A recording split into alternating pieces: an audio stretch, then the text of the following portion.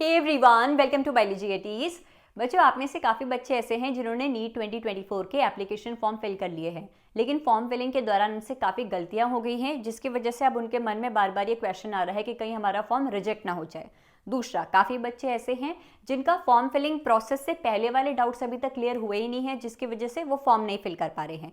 तो पिछले 5-6 दिनों में मेरी वीडियोस के कमेंट सेक्शन में जितने भी डाउट्स मुझे आप सभी से रिसीव हुए, उसके बेसिस पर मैं इस वीडियो को अपलोड कर रही हूँ।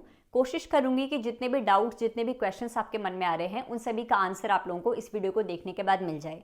सबसे पहले नीट 2024 फॉर्म फिलिंग के लिए आप लोगों को किन किन डॉक्यूमेंट्स की जरूरत पड़ेगी, उसके रिगार्डिंग मैंने अपने चैनल पर वीडियो अपलोड कर दी है। क्वालिफाइंग एग्जामिनेशन कोड्स के रिगार्डिंग भी मैंने वीडियो अपलोड कर दी है, और नीट 2024 का फॉर्म कैसे फिल करना है उसकी step by step instruction video भी मैंने अपलोड कर दी है। वैसे तो मैंने पूरी कोशिश करी है कि इन 3 वीडियोस को देखने के बाद आपके मन में कोई भी क्वेश्चन ना आए, लेकिन अभी भी क्वेश्चन है तो इस वीडियो के जरिए वो डाउट्स क्लियर हो जाएंगे। सबसे पहले मैं जाती हूँ डॉक्यूमेंट्स रिक्वायर्ड वाले सेक्शन पे। बच्चों, आप लोगों को सिर्फ 4 डॉक्यूमेंट सबमिट करने हैं इस साल फॉर्म फिलिंग के दौरान। आपकी passport size photograph 10 to 200 KB जिसका साइज होना चाहिए, post card size photograph 10 to 200 KB size होना चाहिए, सिग्नेचर मांगा है और फिंगर एंड थंब इंप्रेशंस मांगा है। अच्छा, आप लोगों के इन्फॉर्मेशन बुलेटिन में ना जो थंब एंड फिंगर इंप्रेशन वाला सेक्शन है, इन्फॉर्मेशन बुलेटिन में लिखा हुआ है कि इसका साइज रेंज होनी चाहिए 10 to 200 KB। लेकिन जब आप फॉर्म फिलिंग प्रोसेस शुरू करते हैं और डॉक्यूमेंट अपलोड करने वाला पेज आपके सामने ओपन होता है, तो वहां पर फिंगर इंप्रेशन का साइज रेंज दिया हुआ है 4 to 30 KB। तो बच्चों के मन में डाउट आ रहा है कितना KB साइज होना चाहिए हमारे फिंगर इंप्रेशंस का। तो correct answer is 4 to 30 KB। आप लोगों का सिग्नेचर और आप लोगों का थंब एंड फिंगर इंप्रेशन जो स्कैन कॉपी अपलोड होगी वो 4 to 30 KB के रेंज में अपलोड होगी बच्चों। लेकिन आप लोगों की post card and passport size photograph 10 to 200 KB में अपलोड होगी। ठीक है, इस साल आप लोगों को 10th की मार्कशीट, 11th की मार्कशीट, 12th की मार्कशीट नहीं अपलोड करनी है। आप लोगों को सिर्फ ये 4 डॉक्यूमेंट्स, 2 फोटोज, सिग्नेचर और फिंगर इंप्रेशंस, ये सभी अपलोड करने हैं। आप लोगों को एड्रेस प्रूफ नहीं मांग रहा है, तो एड्रेस प्रूफ अपलोड करने की भी आप लोगों को जरूरत नहीं है, उसको लेकर भी आप लोग टेंशन मत लीजिएगा। जो ड्रॉप ईयर सर्टिफिकेट होता है फॉर्म फिलिंग के दौरान नहीं चाहिए, काउंसलिंग के दौरान चाहिए होगा। काफी बच्चों को नहीं पता है ड्रॉप ईयर सर्टिफिकेट क्या है। जिन बच्चों ने पिछले सालों में 12th पास करी थी और 12th पास करने से लेकर अभी तक उन्होंने कोई कॉलेज ज्वाइन नहीं किया है, तो उनका क्या है, रेगुलर एजुकेशन से ब्रेक आ गया है। तो उस ब्रेक वाले सालों में उन्होंने क्या किया, उसको प्रूफ करने का एक सेल्फ डिक्लेयर्ड सर्टिफिकेट होता है, जिसे कहते हैं ड्रॉप ईयर या फिर गैप ईयर सर्टिफिकेट। ये सर्टिफिकेट तहसील ऑफिस, डिस्ट्रिक्ट कोर्ट में मिलेगा। आप लोग किसी लॉयर से कांटेक्ट करिए, वो आपको बताएंगे कि क्या प्रोसेस होती है गैप ईयर सर्टिफिकेट बनाने की। इस सर्टिफिकेट की फॉर्म फिलिंग के दौरान जरूरत नहीं है। ये सर्टिफिकेट डायरेक्ट आपको काउंसलिंग के टाइम पर सबमिट करना है। अगर आप लोग SC, ST या OBC कैटेगरी से बिलोंग करते हैं तो आप लोगों का कैटेगरी सर्टिफिकेट भी यहाँ पर नहीं चाहिए, डायरेक्ट काउंसलिंग के दौरान चाहिए। आपकी कैटेगरी सर्टिफिकेट की वैलिडिटी क्या होनी चाहिए, आप लोगों का जो कैटेगरी सर्टिफिकेट है, चाहे आप EWS कैटेगरी से हैं, OBC कैटेगरी से हैं, SC कैटेगरी से हैं, आपकी कैटेगरी सर्टिफिकेट में वैलिडिटी लिखी रहती है कि कितने साल तक वैलिड है। मैंने कुछ रिजर्व कैटेगरी के बच्चों से बात करी तो उन्होंने मुझे बताया कि दी SC और ST का जो सर्टिफिकेट होता है उसकी लाइफ टाइम वैलिडिटी होती है, आप कंफर्म कर दीजिएगा।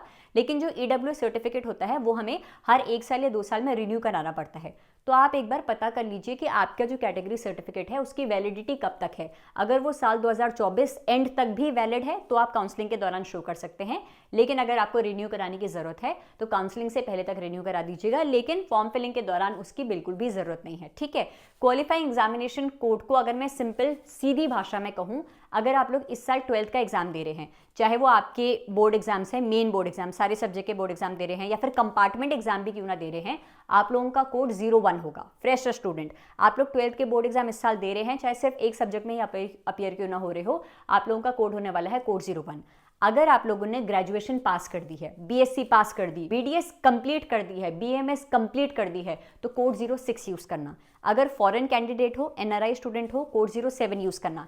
इसके अलावा तुम किसी भी कैटेगरी में आते हो, BSc first year, BDS first year, BMS first year, first year, second year, third year, किसी भी कोर्स के किसी भी ईयर में हो, अगर तुम्हें कंफ्यूजन हो रही है कोड 04 यूज करे, 05 यूज करे, सबसे सेफ ऑप्शन कोड 02 यूज कर दो, क्योंकि तुम ड्रॉपर ही कंसिडर करे जाओगे काउंसलिंग के टाइम पर, क्योंकि उस टाइम पर तुम्हें तुम्हारे कॉलेज की मार्कशीट नहीं मिलेगी, तुम्हें ड्रॉप ईयर सर्टिफिकेट ही दिखाना पड़ेगा। ठीक है, फ्रेशर स्टूडेंट है कोड 01 यूज करो, NRI हो कोड 07 यूज करो, अंडर ग्रेजुएशन का कोर्स कंप्लीट कर लिया है कोड 06 यूज करो। इन 3 कैटेगरी के अलावा किसी और कैटेगरी में आते हो, सबसे सेफ ऑप्शन कोड 02 यूज कर लो। काउंसलिंग के टाइम पर ड्रॉप ईयर सर्टिफिकेट शो कर देना। आई होप अब आपके मन में कोई भी क्वेश्चन नहीं आएगा। गैप ईयर सर्टिफिकेट काउंसलिंग के टाइम पे चाहिए, कैटेगरी सर्टिफिकेट काउंसलिंग के टाइम पे चाहिए, 10th की मार्कशीट अभी नहीं चाहिए काउंसलिंग के टाइम पे, 12th की मार्कशीट काउंसलिंग के टाइम पे, 11th के मार्क्स अपलोड करने का ऑप्शन यहाँ फॉर्म फिलिंग के दौरान आता है। लेकिन कोविड बैच वाले बच्चे क्या करेंगे, 11th की डिटेल्स एंटर करने से पहले मैंने यहाँ पे वीडियो में बताया हुआ है, आप लोगों को एक ऑप्शन दिखाता है कि 11th की डिटेल्स पास्ट या फिर not applicable, not applicable select कर दीजिएगा। ये ऑप्शन सेलेक्ट करने के बाद आप लोगों से 11th के मार्क्स नहीं मांगेगा, आप लोग डायरेक्ट 12th के मार्क्स फिल कर सकते हैं। लेकिन मार्कशीट आप लोगों को कहीं अपलोड नहीं करनी है, ना 10th की ना 12th की। ठीक है जी, ये डाउट्स क्लियर हो गए। आप प्लीज अपने फॉर्म फिलिंग के प्रोसेस शुरू कर दीजिए। जितने भी बच्चे साइबर कैफे जाकर फॉर्म फिल कर रहे हैं, साइबर कैफे वाले भैया अगर आपके बिहाफ में फॉर्म फिल करने वाले हैं, जब तक फॉर्म फिल नहीं हो जाता है, एप्लीकेशन फॉर्म डाउनलोड कर नहीं लेते हो, कंफर्मेशन मेल नहीं आ जाता है, साइबर कैफे से उठना मत। लास्ट स्टेप तक वहीं पर भैया के साथ बैठे रहना और बोलना कि मेरा कंफर्मेशन पेज मुझे डाउनलोड करके दो। वो हर एक ऑप्शन में क्या फिल कर रहे हैं ढंग से चेक करना। अच्छा बच्चों, इन्फॉर्मेशन बुलेटिन में एक जगह पे ये भी मेंशन किया हुआ है कि इस साल करेक्शन विंडो ओपन नहीं होगी। लेकिन पिछले 5-6 साल से जब से मैं यूट्यूब पर नीट स्टूडेंट्स को गाइड कर रही हूँ, preparation related, application form filling related, मैंने हमेशा देखा है कि हर साल करेक्शन विंडो ओपन होती है और लगभग 1 हफ्ते के लिए ओपन होती है। तो इस बार भी इन्फॉर्मेशन बुलेटिन में एक जगह पे मेंशन तो किया हुआ है कि करेक्शन विंडो ओपन नहीं होगी, लेकिन लास्ट पेज नंबर 165 पर लिखा हुआ भी है कि करेक्शन विंडो ओपन होगी। और ओपन होगी बच्चों, सारे ऑप्शंस में करेक्शन अलाउड नहीं होता है। जैसे कि अगर मैं पिछले सालों की बात करूं तो कैंडिडेट के नेम में करेक्शन अलाउड नहीं होता है, लेकिन मम्मी पापा के नाम में करेक्शन अलाउड होता है। आप अपने पेरेंट्स की ओनली गर्ल चाइल्ड हो या नहीं हो, इसमें करेक्शन अलाउड होता है। कुछ सेक्शन में करेक्शंस अलाउड होगा। देखते हैं इस साल किन किन ऑप्शंस में करेक्शन अलाउ कर रहे हैं, पर करेक्शन अलाउ होता है। लेकिन करेक्शन के भरोसे मत रहना, पहले से ही फॉर्म इस तरीके से भरो कि आप लोगों को फॉर्म फिलिंग के दौरान कोई भी गलती ना करनी पड़े। ठीक है जी। अच्छा, आप लोगों की नीट बायोलॉजी की प्रिपरेशन को स्ट्रॉन्ग करने के लिए मैंने आप लोगों की बायोलॉजी की मैं कोशिश कर रही हूँ जल्द से जल्द आप लोगों की सारी यूनिट्स कवर कर दूँ। एट प्रेजेंट मैंने 5+ यूनिट्स कवर कर दी हैं, तो यूनिट वाइज शॉर्ट्स मैंने अपलोड कर दिए हैं बच्चों। हर एक यूनिट के, हर एक चैप्टर के, हर एक टॉपिक को 59 सेकंड्स के शॉर्ट्स की फॉर्म में मैंने एक्सप्लेन करा हुआ है।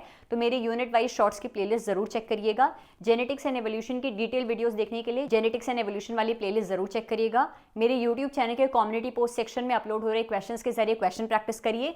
मैंने एक नया यूट्यूब चैनल ओपन किया है बायोलॉजी एटी शॉर्ट्स नाम से। इसके कम्युनिटी पोस्ट सेक्शन में भी मैं लगातार आप लोगों को chapter wise, unit wise biology के क्वेश्चंस प्रैक्टिस करवा रही हूं। तो मेक श्योर आप लोग इस चैनल से भी जुड़े हुए हो। इस चैनल पर मैं आप लोगों को हर एक चैप्टर के टॉपिक वाइज कलरफुल पोस्टर्स भी प्रोवाइड करा रही हूँ क्विक रिविजन करने के लिए। तो क्विक रिविजन करने के लिए भी मेरे YouTube channel biology eighty short से आप लोग जरूर जुड़िएगा। बायोलॉजी के चैप्टर वाइज, यूनिट वाइज और बायोलॉजी के full syllabus mock test completely free of cost देने के लिए मेरे टेलीग्राम चैनल बायोलॉजी एटी से भी जुड़िए। वहां पर एट प्रेजेंट मैंने 700+ पीडीएफ फाइल्स अपलोड करी हुई है कंप्लीटली फ्री ऑफ कॉस्ट। आप लोग हर एक चैप्टर से लगभग 1000+ क्वेश्चंस प्रैक्टिस कर सकते हैं। हर एक चैप्टर की आप लोगों को 7+ पीडीएफ फाइल मिलेंगी और हर पीडीएफ में आप लोगों को on an average minimum 50 questions तो मिल ही रहे हैं। ठीक है, तो बायोलॉजी की प्रिपरेशन स्ट्रॉन्ग करने के लिए मेरे यूट्यूब चैनल बायोलॉजी एटीज, मेरे नए YouTube channel biology eighty shorts और मेरे टेलीग्राम चैनल बायोलॉजी एटी से जुड़े रहो। मैं कोशिश कर रही हूँ जल्द से जल्द आप लोगों को बहुत सारा फ्री ऑफ कंटेंट प्रोवाइड कराऊं ताकि बायोलॉजी की प्रिपरेशन हम लोग सुपर स्ट्रॉन्ग कर सके। अभी भी एप्लीकेशन फॉर्म के रिगार्डिंग कोई भी डाउट है, mention it in the comment section of this video. Thank you so much for watching this video and stay tuned for upcoming videos. Thank you.